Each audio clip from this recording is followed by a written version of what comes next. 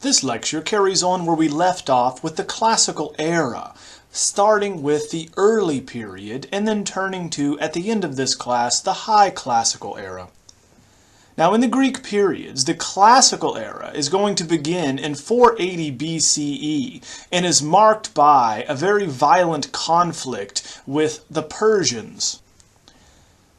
The era will begin with the defeat of the Persians in 480 BCE, with Leonidas leading the Spartans on land and their infantry, and then Themistocles, the Athenian naval commander, holding the Persians off by sea. With this victory, we have a unified understanding of the Greek city-states, whose identity now is seen as being distinct from that of Asia. So now we have the birth of the division between the East and the West. This is a high point for the Greeks when we have some of the most amazing developments and accomplishments actually taking place in drama, history, statescraft, and philosophy, with individuals like Sophocles, Euripides, and Aeschylus writing very important plays and dramas, Herodotus actually defining what history is and what it should do, explaining why the Greeks won the Persian War. That's why history was invented. Pericles is going to be the great statesman who's going to be the model for politicians in the future. And then finally, Socrates is going to establish the notion of the Socratic method and philosophy.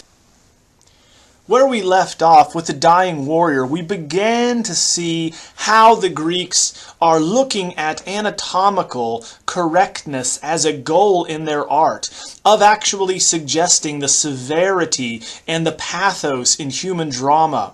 And here we can see that man being the measure of all things will lead the Greeks to seek an ideal based on the human form, specifically the nude male human form we will look at today.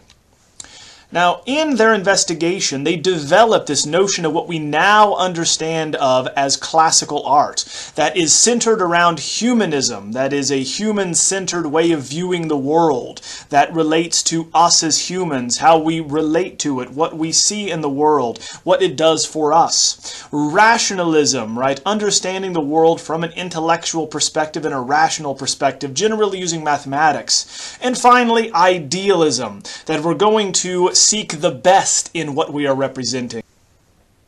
Turning to Olympia, we have some of the earliest examples after the dying warrior of this early classical trend leading up to 450 BCE. Now, Olympia is going to be the site of the Olympic Games as they were established in the site of the first great monument of classical art is going to be found here on the same site of the Olympic Games, supposedly founded by Heracles in honor of his father Zeus. Today, the Temple of Zeus at Olympia is going to be dismantled and the columns have fallen over. However, we do have remnants of relief sculpture showing us this new, severe style in the early classical era. The metopes are going to all be decorated appropriately given that Heracles founds the Olympics, so they are going to be thematically connected to Heracles and his 12 labors. As we find that around it, the labors very often are associated with different events in the Here we have Athena, Heracles, and Atlas with the apples of the Hesperides, one of these metopes decorating the Temple of Zeus, in which we find three monumental figures, nearly life-size, standing in quiet, serene dignity. You find that Heracles is undergoing immense strain, but we do not see that on his face. He is controlled, he is stoic. If we look at his face compared to the dying warrior, we see the strain, but we also can see that the classical Greeks expected one to control one's emotions, to once again not succumb to pain and weakness. The 12 labors of Heracles are one of the most famous series of feats in history, and they begin with Heracles slaying the Nemean lion, and end with him capturing and bringing back Cerberus, the three-headed dog who guards Hades. In this instance, we're actually looking at labor number 11, which is one of the most famous and often reproduced and represented labors in Greek antiquity. That is when he is asked to steal the golden apples of the Hesperides. The story goes, Gaia, Mother Earth, gives her granddaughter Hera, the queen of the gods, golden apples of the Hesperides for a wedding gift. Now these golden apples grow on a magical tree with golden bark. She planted it in the garden at the foot of Mount Atlas, where Atlas holds up the dome of the heavens. However, the nymphs kept eating the fruit, so Hera set a 100-headed serpent Ladon to guard, or in another tradition, the 3 daughters of Atlas to guard this tree where the golden apples. Either way, they must travel to find Atlas, who then needs to be convinced to retrieve the apples. We find that Atlas agrees if Heracles will hold up the sky. Atlas returns with the apples successfully, but refuses to take back the sky. So Heracles, in a tricky fashion, states, "Let me take my lion skin and adjust it on my neck so that I'm more comfortable, and then I'll take it back from you." So Atlas takes the sky for a moment, and then Heracles quickly grabs the apples, and Atlas is stuck again holding the sky. Here we find that one of his supporters, Athena, who is a Greek goddess who supports the Athenians and the Greeks in general, is assisting Heracles in holding up the sky, a feat that even for a demigod of his strength, the strongest man who ever lived, is nearly impossible. Now here we have another scene illustrating gods in action, and we can see how, moving into the early classical era, we are now going to be adopting a severe style, as it is called, for we are abandoning riotous action from the archaic era and moving to a quiet and noble dignity that defines what we mean by classical, which is composed and controlled. So the calm before the storm, right, that we talked about earlier with Exixius and his Ajax and Achilles playing checkers, is going to foretell this gravity and tension of the classical period. We know that someone might be straining, or violence is about to occur, or once again someone might die in the next scene, but not yet. We have that moment before, that psychic tension building up. This leads us to the first freestanding early classical statue in history, the Critios boy. Only 3 feet 10 inches tall because his legs are missing. This would have been a life-size statue. And we find the arms and legs are, of course, not intact. But nevertheless, this statue is incredibly important for our understanding of the evolution of Greek sculpture. We note that it's called the Critios boy because we believe the sculptor Critios was responsible for it. The forms are now soft and rounded, and we do have an interest in the muscular system, but a more carefully observed. What is, of course, lacking here that differentiates it from the archaic era that we looked at last time is the calm expression. We no longer see that archaic smile. There is now a new severity, a solemnness, a seriousness to the statues. In addition, they also are going to begin breaking from that very unnatural Egyptian-inspired pose, where rigidly and frontally figures have their fists to their sides, with their left foot forward and right foot back. This is going to find that the shoulders and the hips remain parallel to one another, which of course is impossible if your hips are shifting. Then your shoulders will also counterbalance. This leads to one of the most important discoveries in history for the visual arts and for understanding human anatomy, and that is contrapposto. So contrapposto is Italian for counterbalance, what the Greeks called chiastic for X-shaped. And what it refers to is a pose where the weight is going to be on one leg, in this case the left leg, while the other leg is left relaxed and is not supporting the weight. This causes the hips to shift downward towards the relaxed leg, and then the shoulders to shift in the opposite direction. So if we are to look at a diagram, the contrapposto pose will always have the weight on one leg while the other is relaxed or unengaged.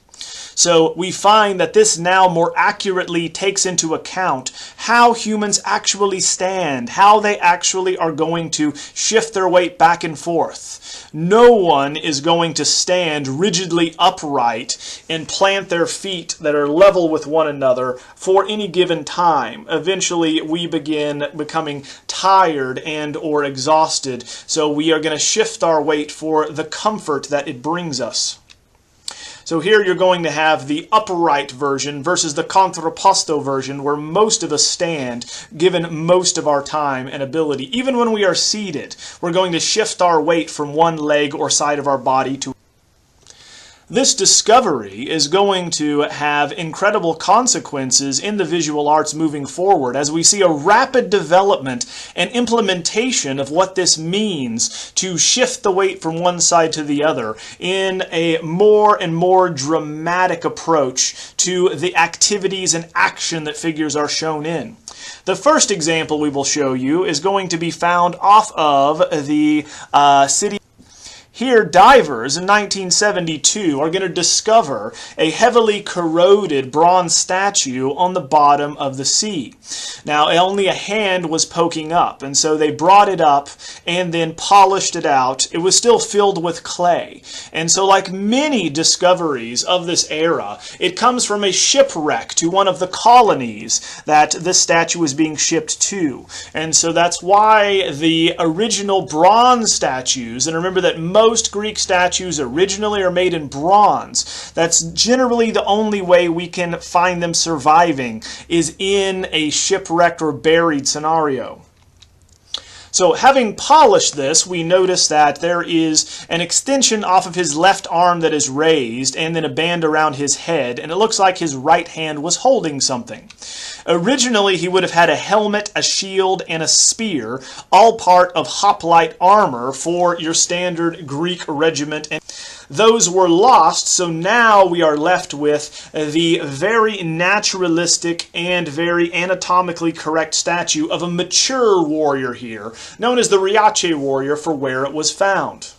So you note that the life-likeness of this statue is going to come from the variation of different materials used. So we find that, remember, originally bronze is a very warm, very brown, ruddy color that would much more closely approximate flesh. Add to that eyeballs of bone and colored glass, silver teeth and eyelashes, and then copper lips and nipples, and then we have a very realistic statue, very lifelike. In this very balanced, perfected anatomy, we find that actual anatomical details would have been cast from men at the time, such as hands and feet, to get the veins and the metacarpals and distal phalanges of the hand down correct. So we find the youthful musculature seen here is going to be appended by and to a mature head. We have a heavy beard and a haggard face, yet a perfect. Thus we are communicating the idea, the idealized perfect warrior who has the maturity and the experience of a man that is at least 35 years of age on a youthful body that has a powerful ability. So we find that they even separate out the eyelashes and eyebrows and then attach them to make it look lifelike. Here you can see the eyes, the lips, the teeth, all differentiated very carefully. Now this is a type, a mature type, where we find that the figure is lifting himself up, preparing to step out into battle, and has a mature full beard. In Greek civilization, men were not allowed to marry until reaching maturity, generally in their mid-30s. That is when they marry, they're going to buy property, they begin to vote, they practice in the military and serve in the military, and then serve in matters of. Now this is bronze hollow casting that goes back to ancient Sumeria that we discussed. Here is a painting of a bronze foundry showing how they would cast the various parts of the body, hands, feet, torso, head, separately, and then solder them together after they. So again, with the lost wax casting method, we make a mold, right, a model, generally out of clay or terracotta, and then cover it with wax. That is then buried in the ground, and molten metal, generally bronze, poured into those holes. The bronze dries, leaving a thin shell of metal that is very strong and very light. So here you have an example of how these would have been made, buried upside down in the ground to dissipate, to disperse the heat coming off of this molten metal as best that possibly can, and melting that thin shell around the figure. This gives us a figure that is 10 times lighter than a solid stone statue and with much greater tensile strength. It's going to survive without cracking much more efficiently and effectively than stone does. So we can see the detail they put into it, casting the molds of actual people's hands to get those veins, the greater truth to nature here, as we have a figure that is about to step out into battle, but not yet. We have the perfect potential for action with a perfect form, the idea of the perfect warrior. Here we are able to show again a greater range of motion with the arms now lifted up and outstretched. He's stepping out, all of the weight on his right leg, while his left leg is about to step out and spin off as he looks out, but eyeing the battlefield to his right. So he'll step out and begin walking onto the battlefield to his right to engage with his. Off Cape Artemision, we have another discovery of a shipwreck and a surviving bronze hollow-cast statue. In this case, even further exploring the range of motion that one could achieve with bronze hollow casting. Here, the Zeus or Poseidon is going to be a figure, a mature, bearded figure with ideal musculature, with arms outstretched and legs outstretched. Of course, the range of motion shown here made possible thanks to bronze hollow casting, to where now we only have one foot on the ground, the other one pivoting off the ball of the foot as he is about to release a projectile forward from his right hand. Compared to the Archaic warrior, we can see the development happening stage by stage, almost overnight, as artists are learning from one another of the possibilities that bronze hollow casting allows them for a greater and greater range of motion. Now, unlike the Archaic warrior who lifts his arm slightly, we have a very open pose and the statue where the arms are outstretched radically to either side. The legs spread apart, and even the feet are not all the way on the ground. The back right foot pivots off the ball of the foot as he is about to release his projectile forward. The faces, again, showing the interest in this mature type that you find is going to be appreciated in Greek society. The wisdom that comes with age is going to be coupled with the ideal body type and the ability to accomplish anything. Now, we do not know if it's a Zeus or Poseidon, nor do we even know if it's an Olympic athlete, because we do not have what the figure was holding. If the figure was holding a trident, then, of course, it would be Poseidon, god of the sea. If the figure would have been holding a thunderbolt, he would have been Zeus, god of the skies and of Mount Olympus. And if he was holding a javelin, he could have been an Olympic athlete. We find that each one of these options are confusing because we, of course, do not have the ancient Greeks differentiating between the gods and perfect athletes or Olympic athletes and Olympians. Because, of course, the perfect individual is godlike. And, of course, those who won the Olympics were as close as you get to divinity. And so you find that man being the measure of all things pertains to the gods as well. This is further illustrated in the range of what a figure can do and the affinity for athletics and the Olympics with Myron's Discobolus. Here we have the first named artist who produced many very famous works and so therefore is recorded in history as a very important sculptor. The Discobolus, or discus thrower, is performing a feat in one of the events in the Olympics. This is a Roman marble copy after a bronze original, which you will read over and over again in any Greek art textbook. The reason for that is the original bronze examples of holocast do not survive, because throughout history the bronze alloy is valuable and will be melted down to make weapons over time. The Romans, of course, coming in and conquering ancient Greece, have an affinity for Greek art, and so are going to commission hundreds upon hundreds of copies of them.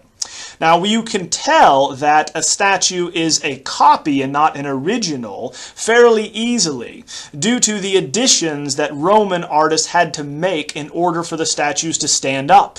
So, for instance, even though this discus thrower should be in the middle of a field, throwing and hurling this discus a great distance, there is a tree stump seemingly behind him supporting him, which, of course, would not have been present. This tree stump or support is there because the figure cannot stand up in heavy as opposed to the original lightweight. So we need to understand the symmetry and balance of this figure from one particular angle, that being seen from the front here, as we see the legs in profile, the chest from the front, and the head from the front. If you look at the figure from other angles, he looks as though he is stumbling and or is not going to be able to catch his balance. But if you view it from this angle, the one in the center, you will note that he appears perfectly balanced and contained. Now, the reason for this balance comes from the perfect weighted central axis and then, of course, the symmetry of the figure. The vigorously implied motion is certainly here, as we note that he has wound all the way up and is about to come back around to release this projectile onto the field, but not yet. He is perfectly balanced in that moment in time where we have dynamic equilibrium, that we know he will move in the next moment, but visually he does not have to. Here we have a series of images of a discus thrower that show you the motion that you would have to make as you wind back and then release the discus for maximum distance. The body of the discobolus and then the arms, you'll notice, are going to form counterbalancing parenthetical citations that are going to balance out along the vertical axis on either side. Thus, the visual weight is balanced from this angle. So what we have with the ability of these Greek sculptors in bronze holocasting is to have an increased emphasis here on implied movement that is also coupled with balance. So in each one of these, even the Zeus or Poseidon, we can cut him down the middle. We have a strong vertical axis. His limbs on either side are bilaterally symmetrical. He is balanced. He is about to release a projectile, but not yet. We have the perfect dynamic equilibrium at this moment. Turning to arguably the most famous high classical sculpture, and also one that mysteriously does not survive because this is a copy, that is going to be created by Polykleitos, and that is his Doryphorus, or spear bearer, because we have a figure that would have originally been holding a spear. Here, Polykleitos of Argos, a very famous artist and theorist, is going to select the most desirable elements, the parts and proportion of the human figure, and append to that a perfect idealism, the idea of the most perfect figure with all flaws removed. So here we have physical perfection itself, in what is otherwise known as the Polykleiton style. Originally, the statue would have been an over life-size bronze statue of a figure holding a spear as seen here. So we must keep that in mind because, of course, we have that additional support which does not belong behind the spear bearer, and we have that rectangular section of marble that protrudes from his right wrist. This, of course, is going to prevent the figure or arm from breaking off if too much pressure is placed on the arm. Now, just like Myron's Discobolus, the figure is understandable from only one viewing angle, from the front. From the back, the tree stump looks even more awkward. And from the side, of course, he turns the opposite direction. So we must look at this figure from the front as he steps off, right, and has all of the weight on his right leg with an engaged or relaxed left leg, with, of course, the spear being held in his left hand with his right arm relaxed as he looks off to his. Now this is going to be a Roman copy that is a model for athletes to work out harder, to push themselves, because it is modeled on the greatest warrior from antiquity, a larger-than-life-size bronze original of Achilles. It also illustrates a very important set of ideas and principles called the canon, from the treatise that Polyclitus also wrote of the same title. Now, a canon is going to be an ideal set of ratios, and literally means a measure, rule, or law. So the canon here, the Polyclitan canon, which he believes is ideal, calls for a figure that is 7 head lengths long.